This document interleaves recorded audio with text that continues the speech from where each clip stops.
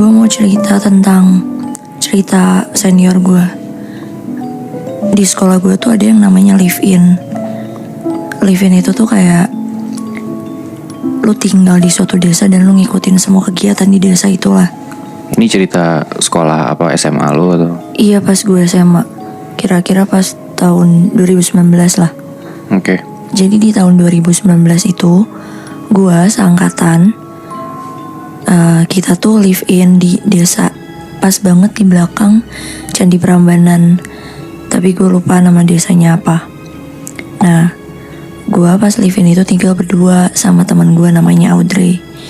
Dan itu tuh beneran desanya yang masih rumah ke rumah pun jaraknya juga jauh, kanan kiri emang hutan dan emang sama sekali nggak ada penerangan. Oh, desaan banget. Masih desa banget, bahkan sinyal pun nggak ada gitu kan. Nah, jadi di dekat rumah gue tuh cuman ada 3 rumah gitulah. Dari 3 rumah itu gue sama Audrey dan teman-teman gue emang janjian kita mau pergi ke suatu rumah yang emang jauh banget dari tempat gue dan Audrey tinggal, karena kita mau kebaktian. Kan gue sekolahnya Katolik kan. Nah, pas gue sama Audrey mau pergi dari rumah, kan di situ kita tinggal masih tetap ada orang tuanya kan. Jadi kayak orang tua asuh kita lah. Namanya Bu Eno sama Pak Eno. Di situ Bu Eno bilang ke gue sama Audrey, "Mbak, nanti pas perginya hati-hati ya. Maksudnya saling jaga satu sama lain, ngomongnya juga jangan ngasal." Di situ kita dengerin kata Bu Eno. Terus abis itu, tapi kan gue sama Audrey penasaran deh. Di situ kita nanya ke Bu Eno, "Emang kenapa, Bu?" Nah, sebelum berangkat, di situ Bu Eno akhirnya cerita lah ke kita. Kurang lebih 4 atau 5 tahun sebelum angkatan gue live in, tuh sempat ada peristiwa yang ngebuat intinya jadi setiap live in tuh jadi jauh lebih apa ya? Jauh lebih diperhatiin lah kita. Pokoknya jauh lebih dijaga. Jadi pas 4 atau 5 tahun yang lalu tuh sempet juga ada kegiatan live in kan.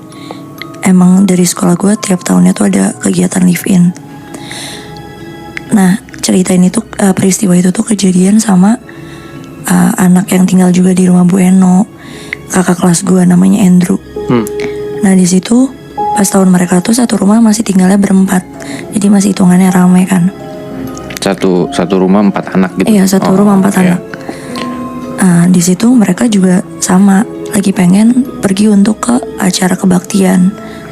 Di situ Bu Eno juga ngasih tahu gitu ke mereka kayak, "Mas, nanti pas berangkat hati-hati, saling jaga satu sama lain, ngomongnya jangan ngasal."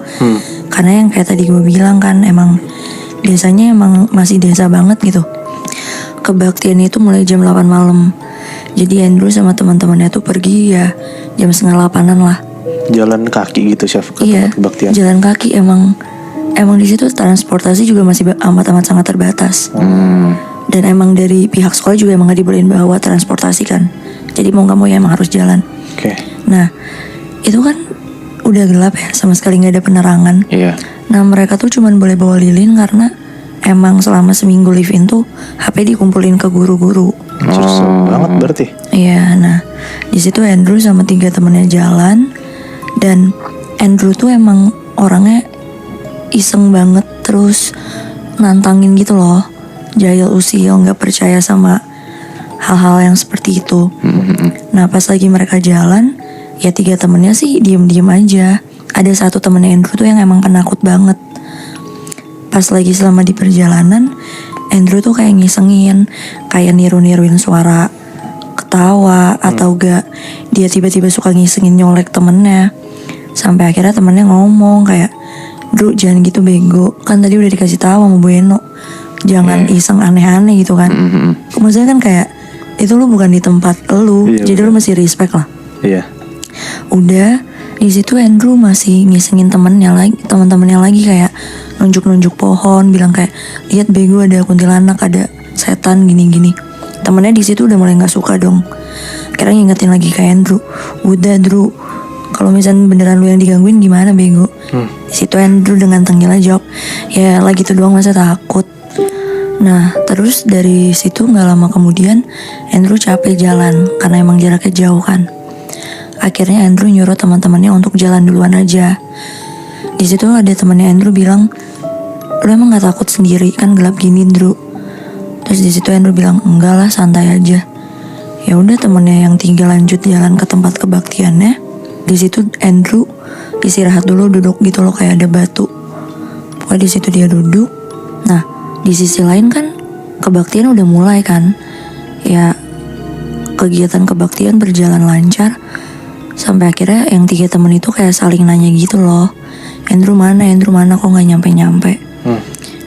Mereka masih positive thinking, mungkin kayak ya mungkin Andrew gak datang aja kali atau gimana. Atau gak mungkin Andrew balik lagi ke rumah kan. Selesai acara kebaktian, semua murid pada balik ke rumahnya masing-masing. 3 temennya Andrew balik juga ke rumahnya. Pas nyampe rumah, dia nanya ke Bu Eno kan kayak, "Bu, si Andrew ada di rumah?" Terus di situ Bu Eno ngomong, "Loh, bukannya tadi kalian berangkatnya berempat? Dari tadi Andrew nggak ada balik ke rumah kok." Nah di situ kan pasti ada hal yang aneh dong. Bu Eno ngerasa hal aneh. Akhirnya Bu Eno langsung sama Pak Eno tuh lapor ke kepala desa di situ, bilang kalau misalkan salah satu anak yang tinggal di rumah dia tuh nggak ada. Akhirnya di situ anak-anak sama sekali nggak boleh keluar rumah dan beberapa warga di dekat desa situ nyariin Andrew kan. Dicariin semalaman nggak ketemu. Sampai kira kebesokan paginya, akhirnya dari pihak sekolah acara diputusin untuk stop gitu, udah nggak ada acara lagi. Karena kan fokusnya untuk nyari Andrew kan. Nah itu tuh Andrew hilang di hari ketiga. Di hari keempat seharian nyari sampai akhirnya matahari juga udah gak kelihatan, Andrew masih tetap gak ketemu. Di situ Bu Eno panik, Pak Eno juga panik, orang desa juga panik kan. Karena mikir ya Andrew tanggung jawab sekolah sama tanggung jawab orang di desa itu kan. Iya benar. Sampai akhirnya di jam 10 malam tiba-tiba si kepala desa tuh ngetok ke rumahnya Bu Eno sama Pak Eno. Kayak tok, "Assalamualaikum Bu." Terus kayak, "Iya, ini si Andrew udah ketemu." Terus kayak di mana langsung dong Bu Eno sama Pak Eno keluar, tapi yang 3 anak itu disuruh tetap di dalam kan. Karena aturannya masih tetap sama. Nah, pas ditemuin tuh di situ Andrew ketemunya dia lagi duduk di atas pohon gitu, Pak. Pohonnya emang gede sih. Emang pohon yang kayak pohon beringin. Anjir. Dia duduk di situ. Akhirnya Pak kepala desa ngomong, "Itu si Andrew kan?" Terus akhirnya ya udah Mak, kepala desa sama Pak Eno diturunin. Di situ Andrew keadaannya udah kotor, bajunya udah dekil, terus baunya juga udah nggak enak. Terus yang menjijikan dan anehnya adalah di mulutnya Andrew ada belatung. Bangsat. Keluar dari mulut gitu. Akhirnya ya sama Bu Eno dibersihin dulu, dikasih air minum biar nggak panik. Di situ akhirnya Bu Eno, Pak Eno sama kepala desanya nanya, "Andrew habis dari mana aja kok bisa ada di atas pohon?" Di situ Andrew masih tatapannya masih kosong, mungkin karena masih shock, masih panik. Akhirnya Andrew udah mulai bisa ngejelasin, mulai bisa ngeceritain. Jadi dia cerita ternyata pas dia lagi yang jalannya belakangan, yang dia nyuruh 3 temennya duluan, dia di situ pas lagi duduk sambil ngerokok, ngerasa di belakangnya tuh ada sosok yang badannya tinggi, gede, berdiri di belakang dia gitu. Terus di situ pundak dia ditepuk, dan pas dia nengok, bener aja sosok yang nepok dia tuh kalong wewe. Anjing. Bangsat. Si sosok ini tuh tinggi, besar, perempuan, kukunya panjang, rambutnya panjang, bertaring juga. Nah di situ pas Andrew nengok, Andrew mau teriak, mulutnya tuh langsung ditutup sama kalong wewe itu, dan dia nggak bisa teriak sama sekali. Terus akhirnya di situ dia bilang, nah setelah mulutnya ditutup, dia tuh dibawa sama kalong wewe itu ke atas pohon yang dimana dia ditemuin. Berarti si Andrew berasa diangkatnya itu Dia berasa. nyadar, dia sadar. Anjing. 2 hari itu hilang. Dia tuh emang ada di situ sama kalung wewe. Beneran waktu itu sih Andrew bilangnya kayak beneran dijagain banget. Anjing. Terus akhirnya dia juga cerita ngomong kenapa mulutnya banyak belatung, karena dia dikasih makanan sama kalung wewenya belatung. Bangsat. Aduh. Disuapin paksa. Akhirnya Andrew nyadar kayak mungkin itu karena akibat dia ngomong sembarangan dan nantangin juga kan. Iya. Pasti.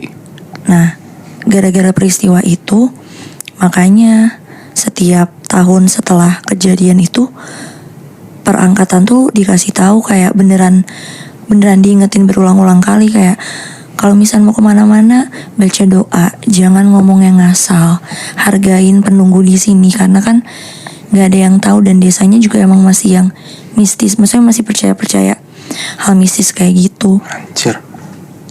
Lo mikir deh, Bi. Biasanya kalau misalnya cerita orang diculik itu kan mereka nggak sadar kalau misalnya mereka diculik kan. Iya. Tiba-tiba pas dibalikin dia udah lupa aja ngapain aja.